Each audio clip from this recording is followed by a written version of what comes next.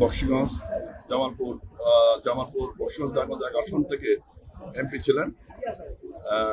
5ই আগস্টে পলাতক হওয়ার পর তার বিরুদ্ধে মামলা হয় বক্সিগঞ্জ থানা জিআর 261-2-2026 একটি মামলা হয়। এই মামলার বক্সিগঞ্জ থানা মামলা নং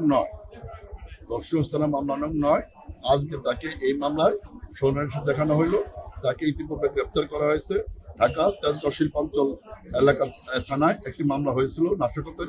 জীবন অবাক না করলে কে করবে? 28% মিল্ক ফ্যাটের অবাক করার সাথে ফ্রেশ মিল্ক পাউডার। জীবন অবাক করুক প্রতিদিন।